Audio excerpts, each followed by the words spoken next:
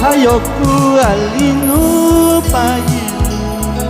Yeto puet pi masyario sayin Paisi altar baisata Odio salin Sualong kano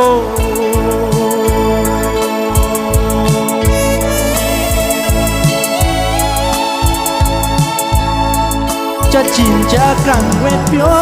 kinji Chakane chen tuminti kinji Tao ka chiapano O ka chmila O ka chintayne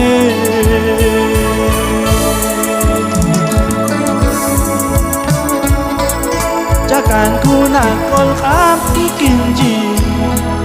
Sos panilingkan kulan kinji Imi jam yos mame Yos kakole Aye salim chaku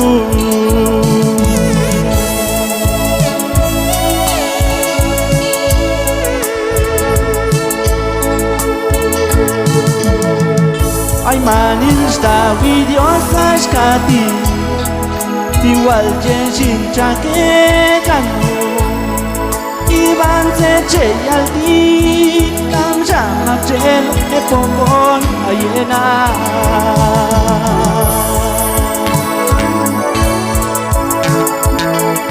Ayok yok ta kilini kinan Masayna tete swal bayos tu Masayna tete swal baywet itu Maswet neni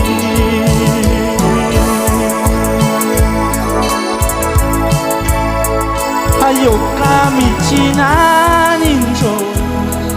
Kilay paswet bibay satkan Chingkang kan satros ni Intut silan Inok ilan Cinto tukan pai jalan la Maya isyan ye kanu Cinap ni bay mukan kan wet itu Cimbek opo Make syayi ke yete yeto Manwale chenle ku teku Yuto lai lupain Boleh apa cikuskan ego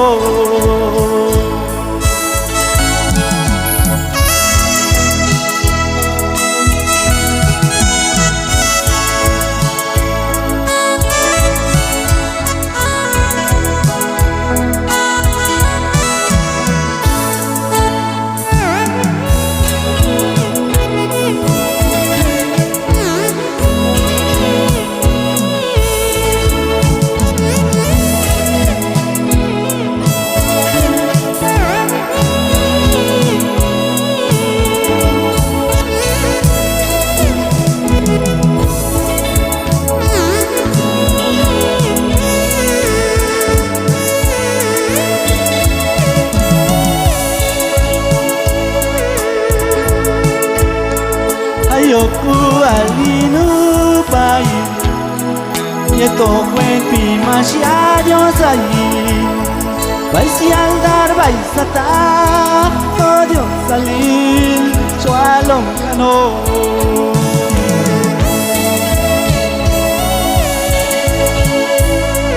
Chachin chakan wepyo kinji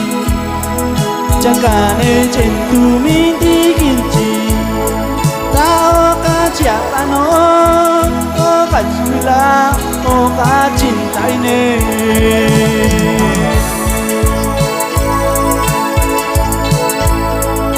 Kakane kuna kol kap inji Os pangiling kam kulang kinti Imbijan Diyos mame Diyos kakole Yesalin kaku Ay manil sa Diyos askati Igual jesin chake kanu Iban te alti Kam sa makchel Te pungkon ayena